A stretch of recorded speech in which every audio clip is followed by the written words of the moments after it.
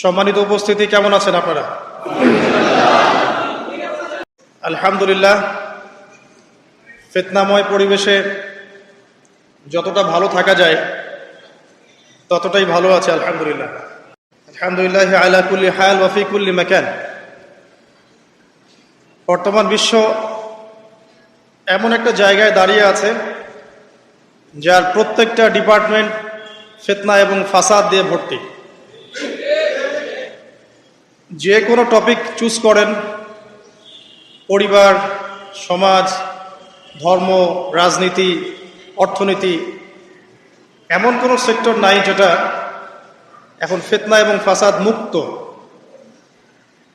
প্রত্যেকটা সেক্টরই ফিতনা এবং ফাসাদ। ফাসাদ ধর্মের মধ্যেও আছে, ফাসাদ আজকে পরিবারগুলোর মধ্যেও আছে, ফাসাদ এখনকার সমাজগুলোতে আছে, অর্থনীতির মধ্যে আছে এবং পলিটিক্সেও আছে। যেমনটা ফেরেশতারা বলেছিলেন আল্লাহ রাব্বুল আলামিনকে যে আতাজআলু ফিহা মান ইউফসিদু ফিহা ওয়া ইয়াসফিকুদ দিমা। হে আল্লাহ, আপনি কি এমন কাউকে পৃথিবীতে পাঠাতে চাচ্ছেন যে পৃথিবীতে গিয়ে ফিতনা এবং ফাসাদ সৃষ্টি করবে অথবা রক্তপাত ঘটাবে? কার ব্যাপারে কথা বলা হয়েছে? আদম সন্তানের ব্যাপারে। আল্লাহ পাক যখন ফেরেশতাদেরকে ডেকে বললেন, ওয়াইয ক্বালা রাব্বুকা লিল মালায়েকা, যখন ফেরেশতাদেরকে তোমার রব বললেন ইন্নী জাঈলুন ফিল আরদি খলিফা, আমি পৃথিবীতে আমার খলিফা পাঠাতে চাই, তখন ফেরেশতাদের উত্তর ছিল এমন, আতাজআলু ফিহা মান ইউফসিদু ফিহা ওয়া ইয়াসফিকুদ দিমা। হে আল্লাহ, আপনি কি এমন কাউকে পৃথিবীতে পাঠাবেন যে পৃথিবীতে গিয়ে ফিতনা এবং ফাসাদ সৃষ্টি করবে এবং রক্তপাত ঘটাবে? ওয়া নাহনু নুসাব্বিহু বিহামদিক ওয়া নুকদ্দিসু লাক, অথচ আমরা ফেরেশতারাই তো আপনার হামদ, সানা, স্তুতি এগুলো বর্ণনা করছি এবং আপনার পবিত্রতার জয়গান গাচ্ছি। তো আল্লাহ পাক এখানে বলছিলেন যে ইন্নী আ'লামু মা লা তা'লামুন, আমি যা জানি তোমরা তা জানো না। তো এখন বিশ্বের দিকে তাকালে আমরা দেখতে পারি ফেরেশতাদের কথা মাশাআল্লাহ ফলে গেছে। আপনি ধর্মের দিকে তাকিয়ে দেখেন, দেখবেন ধর্মের মধ্যে অনেক বিভক্তি সৃষ্টি হয়েছে। আল্লাহ পাকই হচ্ছেন প্রত্যেক আদম সন্তানের একমাত্র রব, তিনি ছাড়া আর কোনো রব নাই। আছে? তারপরেও ধর্মীয় কনসেপ্টে আমরা বিভিন্ন মতবাদে বিভক্ত হয়ে গেছে এবং প্রত্যেক ধর্মগ্রন্থ যদি পড়েন, একটু টুকটাক পড়েন, আপনি দেখবেন প্রত্যেকটা ধর্মগ্রন্থেই বলা হচ্ছে যে আল্লাহ একজন, আল্লাহ একজন। যে কোনো ধর্মগ্রন্থ হাতে নেন, দেখবেন আল্লাহ একজন। শুধু তাই নয়, বড় বড় রিলিজিয়নগুলোর রিলিজিয়াস স্ক্রিপচার্স যেগুলো আছে, ধর্মগ্রন্থ যেগুলো আছে, সেখানে মুহাম্মদ সাল্লাল্লাহু আলাইহি ওয়াসাল্লাম যে শেষ নবী সেটাও বলে দেওয়া আছে। তাহলে এর পরেও এত শততা বিভক্ত কেন আমরা? কারণ আমাদের মধ্যে দুটো স্বভাব ঢুকে গেছে। ইবলিসের স্বভাব, সেটা হচ্ছে আবা ওয়াস্তাকবার, আমরা অস্বীকার করছি এবং অহংকার প্রদর্শন করছি, সত্যকে প্রত্যাখ্যান করছি। আবার মুসলিমদের মধ্যে তাকিয়ে দেখবেন এখানেও হাজারটা দলাদলি আছে, মানুষ হাজারটা দলে বিভক্ত, এক এক দলের এক এক কনসেপ্ট। যদিও আল্লাহ এক, কোরআন এক, নবী এক, তারপরেও বুঝের পার্থক্য। এক একজন, কেউ হয়েছে মুরজিয়া, কেউ হয়ে গেছে জাবারিয়া, কেউ হয়েছে কাদারিয়া, কেউ হয়ে গেছে শিয়া, কেউ হয়ে গেছে খারেজি, কেউ মুতাজিলা। বিভিন্ন মানুষ বিভিন্ন দলে বিভক্ত হয়ে গেছে মুসলিমদের মধ্যেই। মুসলিমদের মধ্যে কেউ বলছে যে কালিমা লা ইলাহা ইল্লাল্লাহ পড়লেই যথেষ্ট, আমলের প্রয়োজন নাই, এদেরকে বলে মুরজিয়া। মুসলিমদের মধ্যে কিছু মানুষ বলছে কবিরা গুনাহ করলেই তাকে হত্যা করা যাবে, এরা হচ্ছে এই জেনারেশনের বা এই যুগের খাওয়ারেজ, মানে যারা মনে করে কবিরা গুনাহ করলেই মানুষ কাফের হয়ে যায়, তাকে হত্যা করা জায়েজ। এদেরকে পুঁজি করেই ইসলামের নামে সন্ত্রাসবাদী কর্মকাণ্ড ছড়ানো হয়েছে, এই কনসেপ্টের মানুষদেরকে পুঁজি করে। মুসলিমদের মধ্যেই কিছু মানুষ বলছে তাকদির বলতে কিছু নাই, মানুষ নিজেই তার ভাগ্যের নিয়ন্ত্রণ, এদেরকে বলা হয় কাদারিয়া। মুসলিমদের মধ্যে কিছু মানুষ বলছে যে ভাগ্যে যা আছে শুধু তাই হবে, আমার কর্মের কোনো স্বাধীনতা নাই।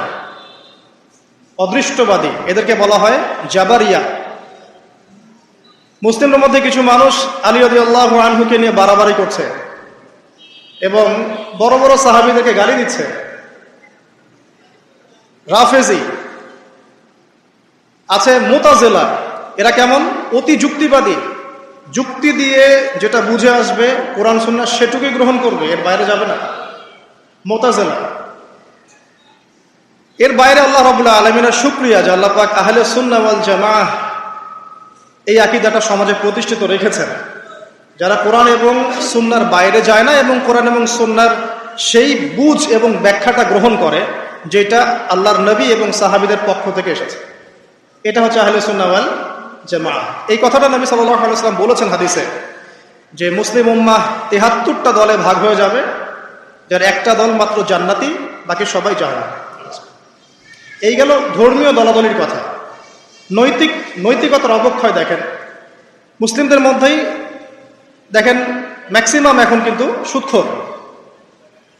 হ্যাঁ, তারপরে ঘুষ খাচ্ছি দিব্যি, দুর্নীতি করছি, কোনো সমস্যা নাই। ইভেন অনেক সময় জনগণের টাকা লুটপাট করে খাচ্ছি, কোনো প্রবলেম নাই। রাষ্ট্রীয় সম্পদকে নিজের গনিমত মনে করছি। আমি গতকাল রাতেও এই হাদিসটা আবার পড়েছিলাম। কিয়ামতের আলামতগুলোর মধ্যে এটা অন্যতম একটা, যে রাষ্ট্রীয় সম্পদকে মানুষ নিজের সম্পদ মনে করে খাওয়া শুরু করবে। মানুষ দান সদকা এবং যাকাতটাকে নিজের উপর বার্ডেন মনে করবে। এটা কি বোঝা? যাকাতের বোঝা। এখানে 10টা-12টা কথা আছে। মানুষ খামর মানে মদ, মাআজিফ মানে বাদ্যযন্ত্র, তারপরে জুয়া, তারপরে জিনা, এগুলোকে মানুষ হালাল মনে করবে, হালাল মনে করে নিবে, মদপান করবে, নাম অন্য দিবে। আমানতদার ব্যক্তি হয়ে যাবে খেয়ানতকারী, আর প্রত্যেক খেয়ানতকার ব্যক্তিকে মানুষ মনে করবে আমানতদার। তো নৈতিক অবক্ষয়টা দেখেন যে মুসলিম হিসেবে জন্মগ্রহণ করার পরে, কোরআন সুন্নাহ হাতে পাওয়ার পরেও আমরা এখন সুদ খাচ্ছি দিব্যি, এটা কোনো ব্যাপার না। এখন বরং এমন একটা কনসেপ্ট এখন চলছে যে সুদ না খেলে আবার এই যুগে চলে নাকি, মানে মায়ের সাথে জেনা না করলে কি এই যুগে চলে নাকি। রংপুরের একটা ঘটনা, যে আমি এক ডক্টরের কাছে গিয়েছি, ডক্টর টেস্ট করার জন্য গাড়ি থামিয়েছি, দৌড় দিয়ে একটা ছেলে আসছে, আর দূর থেকে আমাকে দেখেছিল, সে গ্লাসে নক করছে। গ্লাস খুলে বললাম কি সমস্যা বলেন।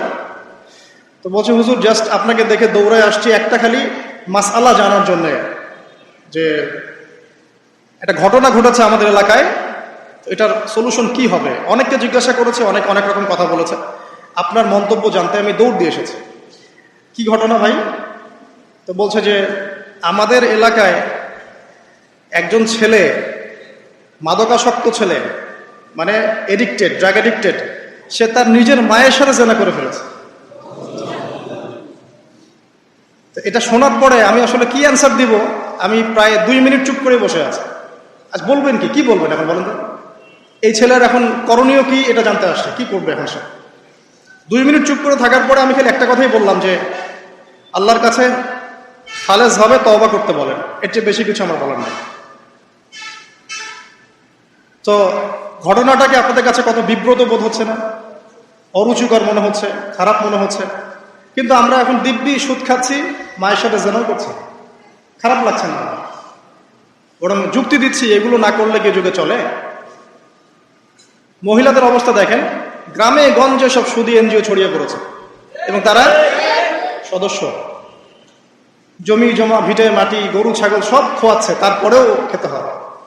কারণ ওই যে আতাজআলু ফীহা মা ইউফসিদু ফীহা ওয়া ইয়াসফিকুদ দিমা, আপনি কি এমন কাউকে পাঠাবেন যে পৃথিবীতে গিয়ে ফাসাদ সৃষ্টি করবে? এটা হচ্ছে ইকোনমিক ফাসাদ, অর্থনৈতিক ফাসাদ। দেখেন মুসলিম পরিবারে জন্মগ্রহণ করেও ম্যাক্সিমাম মানুষই নামাজ পড়ে না। ম্যাক্সিমাম কতজন মানুষ 5 ওয়াক্ত নামাজ পড়ে, এটা এখন জরিপ করার ব্যাপার। দেখবেন মেজরিটি সংখ্যক কোরআনটাকে বিশুদ্ধ করে তেলাওয়াতও করতে জানে না। কথাগুলো রূপকথা মনে হচ্ছে, বাস্তব বাস্তব জীবনে নেমে এসে দেখেন। ওই যে বলি না আমরা, তাওহীদি জনতা মাঠে আছে, তাওহীদি জনতা মসজিদেই নাই। কি বুঝলেন? কোন মাঠে আছেন? তারপরে মুসলিম পরিবারে জন্মগ্রহণ করে দেখবেন পর্দা যে একটা ফরজিয়াত, এই কনসেপ্টই নেই।